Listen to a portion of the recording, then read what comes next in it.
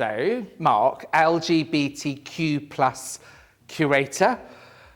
Tell me about that role. How long has it been here, and why is it important to have one? Well, I started in the role I have now in 2019, and with the intention of building up the collection to be better representative of the LGBTQ plus community within Wales.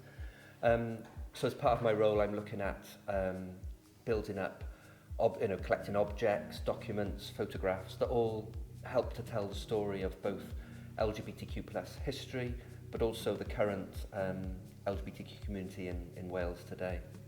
Okay, and St Fagans, it's a very particular part of Museum Wales. Tell us a little bit around what it is, and lots of the exhibitions that you have here are quite unusual and quite immersive. So tell us a little bit around St Fagans. Yep, so St Fagans Museum is sort of based around the Elizabethan castle and also the 40 re-erected houses that have been taken from across Wales and reconstructed on the site.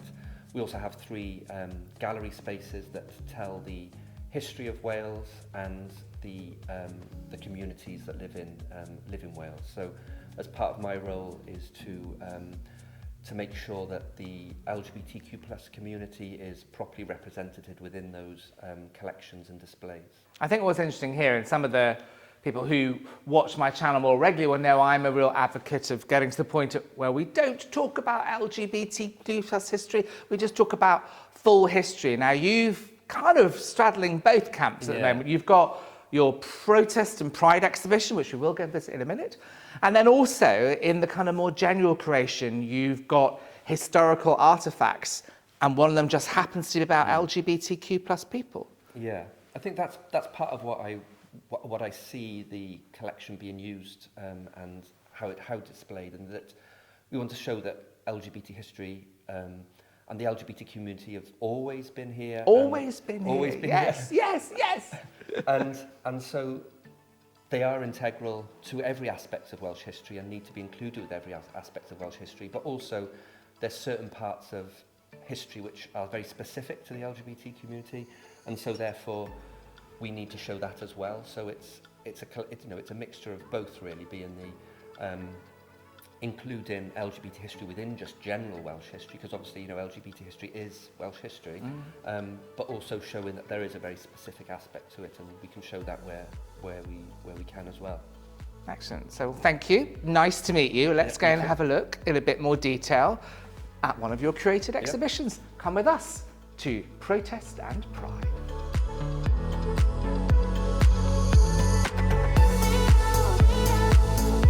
I love the fact that in a national museum in Wales, you've got LGBTQ plus people represented very firmly, literally, at the heart of the museum, which is amazing. Now, you call it Protest and Pride. Why protest first? Why not Pride first? What was the choice for that? Yeah, well, basically because I think there's been a lot of new Pride events and a lot of are happening around Wales over the last few years, but I think we still have to really remember that although Pride is a celebration of the LGBTQ plus community, it's also, we have to remember where it came from and the fact that Pride started as a protest, and it was protest that started the whole LGBTQ rights movements. Yeah, because it's kind of become a party, and because of that, people sometimes are now saying, why do you need Pride? But we can see, for example, with the recent shooting in Colorado, or attitudes towards LGBTQ plus people at the World Cup in Qatar, protest is still an important part of the LGBTQ plus community's life, isn't it? It is, and especially as we've seen so many protests around trans rights recently. So I think we have to, remember that the fight for sort of equal rights within the community are constantly ongoing. And Wales is really supportive of that. I noticed I will be visiting the Queer Emporium next year, the Queer Emporium in Cardiff, fantastic LGBTQ plus community store. Recently, there was a conference in Cardiff. People who perhaps weren't as supportive as the trans community, as we might like them to be. And the Queer Emporium, I believe, organised 150 trans flags to be placed around shops and all around Cardiff. And literally, trans joy was all over Cardiff in that week. And I love the fact, again, here in Wales, protesting and pride in who we are, which is your exhibition, is still going on and still important. Yeah. So let's have a look. So we've got over here, let's have a look at protest first. Okay, let's start.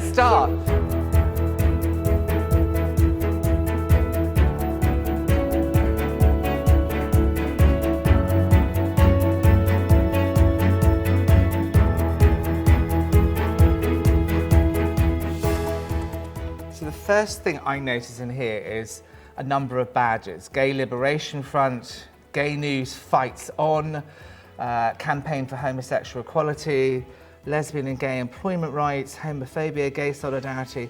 So what's interesting, you've got a whole load of badges here that individuals would buy to show their support for gay liberation. Do you think they would have just been worn by gay people, or would they have been worn by allies? Did the concept of allies exist, before recently? I mean, I'm not sure. I guess there was probably always certain allies who would have supported equal rights even back in the 70s. But we certainly know that these ones were worn by gay. This is from a gay man who was a member of the Cardiff Gay Liberation Front in the 1970s. So they wore the badges to as an obvious way of showing that they were gay men, and to sort of promote visibility. Like I'm doing today, and mine actually has got the rainbow supporting myself and others. Yeah. So these are worn by individuals. Did he donate them? Did his family donate them? How did they come into the museum? He donated them, and he was a member of both the Cardiff Gay Liberation Front and the Cardiff Campaign for Homosexual Equality. But he also donated the badge here, which is Gay Pride Week 1976. Yeah. So a gay man living in Cardiff in 1976, there were no Pride events in 1976 in Wales, so he would have had to have travelled to London to attend the Pride. Can you imagine how it must have been going up? I mean, it's quite a big thing to go up to London when you're in the, in outside of it, and then to have to go there to be with your community because you just weren't able to publicly celebrate or commune together where you live. I mean, the oppression of that. You talked about Gay Liberation Front and the Campaign for Homosexual Equality. So, different organisations, can you tell us a little bit around what they were and how different they were? Did they work together? Did they have any, infighting faction? What were they? Well, the Gay Liberation Front was founded after the Stonewall riots in the United States. That was in 1969, the Stonewall riots, wasn't it? Yeah. So that was the sort of start, that sort of kick-started the whole gay rights movement. Right. And so the Gay Liberation Front came out of that. And did they have reach? So there was a Welsh, group of Gay Liberation Fronts? Yeah, so they were regionalised? It was founded in the United States, then there was one in London, and then a Cardiff one opened was founded in 1971. Yeah. But the Cardiff Gay Liberation Front and the Campaign for Homosexual Equality was slightly separate initially, but then combined. So who started the Campaign for Homosexual Equality? What was it? What was that? I'm not exactly 100% certain where that came from, to be honest. I know in that was already, they weren't specifically Welsh, they were founded outside of Wales and then had their regional members.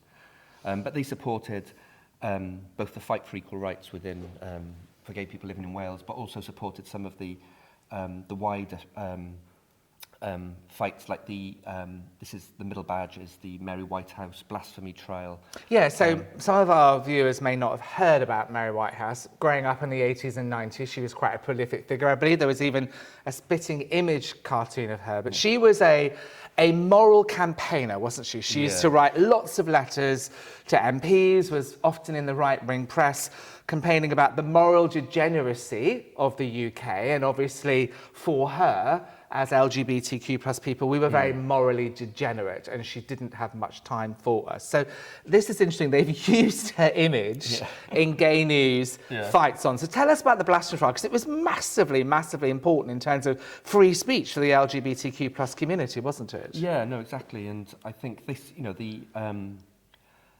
I think these sort of badges then showed, were a way of showing that support for for that. You know, some of them were would have been sold as fundraising. I remember seeing at the tube stations when I grew up, people would sell them that and the Socialist Worker. Sell them together. And you know, it's a way of, you know, it was showing that, you know, you have, you know, what's the word, you know, not censoring papers. You know, and we should be able to talk about these things, and like lots of ways, unless you talk about these sorts of things, you know, it has to become sort of accessible and visible, doesn't it? Well, we talked earlier on about there was, you know, you don't have the badge, but I remember owning and seeing, as a teenager and a young gay man, silence equals death. The idea that if you remain silent, you will die, or you might as well die. You might as well die, and that was in those days linked very much to AIDS and people, you know, being quiet about AIDS or ignoring AIDS, or the whole thing in the army about don't tell, don't ask. But now that whole silence equals death is important as well, because actually, if you aren't represented, you might as well not exist.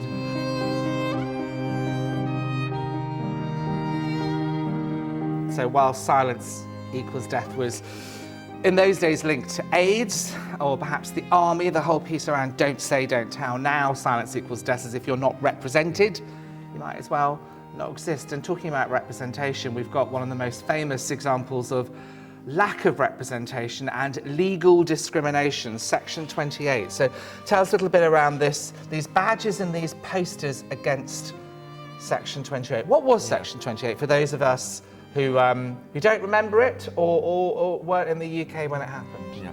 Yeah, so Section 28 was brought in 1988 by the then Margaret Thatcher's Conservative government.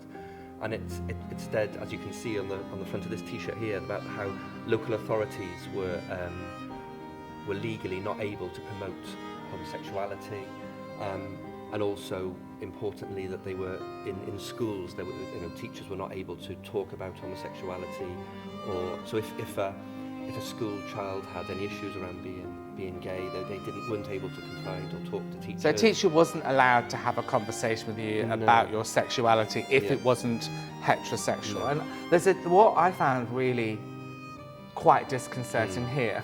Promote the teaching in any maintained school, i.e. given money from the government, of the acceptability of homosexuality as a pretended family relationship. So it's not acceptable and it is pretend. Any family, and I am raising my late brother's 3 children, they are my family, any pretended family relationship. And this resulted in, you know, quite extreme. So books were taken off the shelf. I remember Oscar Wilde being removed from public libraries. Can you imagine what it would have been like in those days to be confused about your sexuality, maybe in a family relationship where there were 2 men raising you or involved in your upbringing, and it not being represented or illegal to talk about? I remember Thatcher talked about that children were being taught they had the inalienable right to be gay. Well, yes, we do, actually. We have the inalienable right to be exactly who we are. Now, this was repealed. When was it repealed? Because that's the amazing thing. Although it came in 1988, and as you can see from a lot of the objects here, there were a lot of protests against it. It wasn't actually repealed in England and Wales until 2003.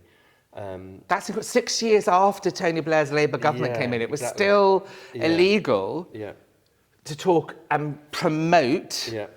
Promote means you have an agenda, and agenda then can be suspicious. The language here is really important. 2003. And that had sort of knock-on effects for the collecting in especially local authority museums of LGBT history, because although there was apparently no prosecutions against things like museums for collecting LGBT history, it was still a bit, local authority museums were a bit frightened of falling foul of the law, so therefore just sort of steer cleared of that area. Wow. So yeah, there were quite sort of massive ramifications across the board for it. And today you've got these incredibly right-wing totalitarian regimes where they are bringing in their own version of Section 28. There are parts of Russia now where it's completely illegal to promote any pretended family relationships, any acceptability of homosexuality. We may have got rid of it here in the UK. Certainly in Russia and in parts of America, there are echoes of this legislation being enacted in 2023. I know. There are still people within the LGBTQ plus community who are oppressed, who aren't represented, and who are silenced, particularly the trans community. And I notice here you've got this fantastic placard on sort of the back of a fruit and veg packaging, trans rights or human rights. So tell us a little bit around what this placard was used for, when, and how you got hold of it, and why you think it's important to have it here in the exhibition as well. Yeah. Well, this placard was used at the Gender Recognition Act protest that happened in Cardiff in June and September 2020. It's a part of about 5 or 6 different placards we collected from those protests, and also from the protests this year around the ban on conversion therapy. So, we feel it was very important to show within this protest case that protest wasn't something that just happened in the 70s and the 80s. You're still fighting. There are still fights within the community for equal rights, and so we need to accept that, and we need to show that there is there is solidarity within the community, and that that we need to show this representation. Yeah, because there is a train of thought that, within the community, because particularly gay men have got so much representation now and have always got, male power, etc., that they no longer need to fight. Because, my husband and I are married, we live a very nice middle-class heteronormative life. Who are we fighting for? We're fine now. We even go to church together. But actually there are people within our community who we need to fight for. That's what this is saying to me. Yeah, no, exactly, yeah. But I think as well as this, I think the protest is still ongoing in lots of areas, because you mentioned about, even within the sort of gay and bisexual community, the changes recently in Wales around gay and bi men being unable to donate blood was only repealed recently. The marriages and civil partnerships in Wales have only just recently been allowed to be blessed in the Church of Wales, for example. So there's still sort of equal rights, and I think that this sort of placard shows that how rights, not just for the trans community, but for the whole of the LGBTQ community, are still, still need to be fought there, and still, and also partly around making sure some of these rights don't go backwards. That's the thing. That's the thing. We might have got to this point where we're able to talk and continue to protest for representation by other members of our community. We might be able to say Edward II was gay. We might be able to get married. We might be able to donate blood. It doesn't mean we always will be. And actually by making sure that we continue to protest, as well as having pride in who we are, and having that once-a-year party that everyone's welcome to, it's essential. Otherwise, you never know. It happened in Germany in the Second World War. Rights can be taken away. Yeah, exactly. So talking about protests and rights being taken away, I'm not sure if I'm allowed to have favourites, but my favourite name for an LGBTQ plus community group in Wales, Glitter Cymru. And as a gay man, I loved glitter. So I was immediately, when I saw that, I think I saw it on Facebook, or I might have met at an event we were at in Cardiff. I was like, well, who are you? I like glitter. So, but this is interesting. Tell me about this protest panel. What is it? It's So this was this is a protest banner that was made by a group called Cilch, which were a Welsh language speaking group for lesbian and gay people that was based in Aberystwyth in the early 90s. And this was used, you can see 28, 25, so this is all to do with section 28. And then there's a Welsh slogan underneath. And this was used at a protest in Aberystwyth against section 28. Your clauses make us suck, I believe, is what it refers that's right, as. yeah. And so this was used by a Welsh-speaking LGBTQ plus community group to protest against legal discrimination. How does it fit in with the community group Glitter Cymru? Who are they? For those of us who don't know, you should check them out, they're brilliant. Glitter Cymru are a social and support group for LGBTQ people, people of colour. So they're a very important support group. They're very, very active, both socially and in protesting for better support for LGBT people of colour. So yeah, the banner has been, this was their first banner they had made. They hung it on the door outside of their meets each month, and they've also used it to carry at various Pride events around Wales and beyond.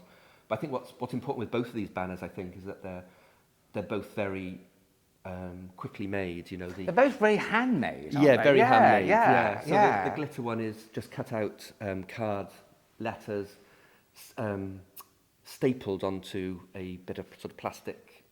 Looks like it might have been a tablecloth or something like that. And then similarly, the Kilch banner is just hand sprayed paint on a bed sheet. You know, so I think it shows some of the you know, the way things were handmade for protests. And I think it's about individuals as well, actually, you know, taking control, feeling empowered, using whatever they have around them to fight oppression and to protest. Now, you said that the glitter Cymru sign was used at Pride events. So you've got another cabinet over there, which is all about Pride. So let's go and have a look at that and tell me what's in there. Tell me a little bit about what's going on here in this cabinet and what's important if we come to the exhibition for us to take note of. Well, I think we're linking in from the protest case. In the protest case, we saw one badge for Gay Pride London 1976.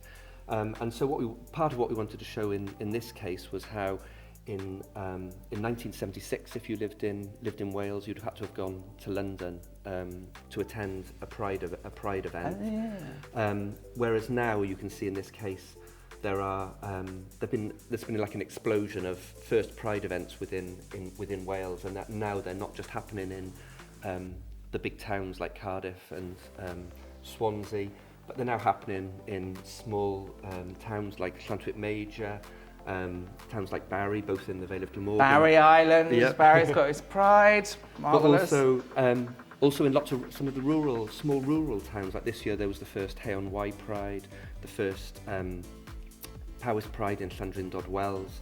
So now there's much more opportunities for members of the community to attend Pride events across the whole of Wales. I know for me, we had our Pride, Amgueddfa Pride recently, and that's, if you want to go and have a look at our YouTube channel, we've got a history of Pride in there, and I'm sure there'll be a link coming up here right now. But it was held actually in St Mary's in the church in Amgueddfa, and for me, it was amazing because I'm fairly new in the area, so I met other members of the LGBTQ plus community. I found out that our vicar is a gay man, and also to see a rainbow flag on the top of a church was quite an emotional moment for me, and was about inclusion and about love, which is part of what Pride is about, because we must remember, as you said, Pride started with a protest. We must never forget the protest side of it. But the fact is here, right across Wales, you're showing that no matter how small your community is or how big your community, you no longer need to go to London, which is fantastic. Yeah, super. Have you got a favourite piece of kind of merchandise within this cabinet, one that you go, I'm really glad we've got that piece there? When it arrived in the exhibition, I was like, yes, we've got that. What was your favourite bit? Well, I have to say, probably my favourite is the scarf. Partly because a lot of the Pride events have been happening sort of mid and South Wales, but as part of the work I'm doing in building up the LGBT collection here at St Fagans, we need to make sure that there's representation across the whole of Wales. So this scarf was worn in 2016 at Rhyl Pride. So it was North Wales's first LGBTQ choir called Spectrum of Sound. And so and I think that sort of, you know, with the rainbow colours, it sums up Pride. But also it's showing that, you know, it's showing within the case then complete representation across Wales, from Rhyl in North Wales through to Powys, and then down to the South Wales Prides happening in Swansea and Cardiff and Barry and places. What I think is interesting is a lot of this stuff that's in the cabinet, apologies for the word stuff, if you're Miranda Priestley, you'd give me a real going over now, but a lot of the artefacts that are in the cabinet are things that we might have had you know, on a day out, we might have sat on our coffee table and ended up in the hopefully recycling bin now. Yeah. But actually, from you as a historical curator, it's this stuff of everyday life that becomes history. Yeah, that's right. And also, so many of these objects are quite ephemeral. So, you know, it's still, even now, it's quite difficult to get some of these sort of ephemeral leaflets from older Pride events. Yeah, so, 2004, who's got an 18-year-old or 19-year-old Pride event knocking around the house? And certainly if you're as tidy as me, you do not. It's gone in the recycling bin. I remember you were talking about how you used to go to a club in Cardiff in the 80s, and how the membership card is now within, it was a gay club, the membership card is now within, you know, the museum as an artefact. You'd never have thought that at the time, that it was important. No, exactly, yeah. And that's, you know, and they're so important, some of those ephemeral stuff. I think they really capture, you know, what some of these Pride events were about, you know. With the programs give you an idea of, you know, what acts and things were on. Well, interesting also, family activities on the front cover here in 2018. I can't imagine in 1976, when, you know, Clause 28 was talking about pretend family relationships, that family activities would have been highlighted on the front of a Pride activity. Yeah. Whereas now, you expect to have a creche, you expect to have family activities, because guess what? LGBTQ plus people have families and raise children. But just in that short period of time, from 1976 to 2018, the notion of what it means to be LGBTQ plus and how you interact with the next generation is writ large by the fact that it's there written as family activities. And I bet if we ever got hold of 1976, there'd be nothing about kids in there. You wouldn't bring kids to such a degenerate group.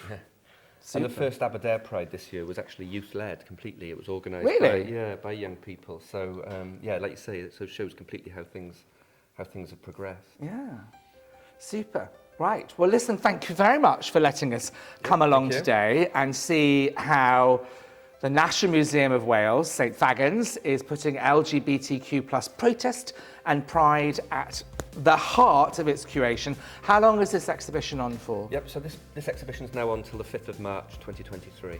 And if you don't live in Wales or you can't get to Wales, you can see it online, is that right? Yeah, we've got an online catalogue called Collections Online, so if you go to the main Amgueddfa Cymru website and just go to Collections Online, just type in LGBTQ+, and you'll find everything in the collection there. And we'll make sure we put something in the show notes as well. Brilliant. So Mark, thank you very much for sharing your protest and your pride today. Thank you. Great.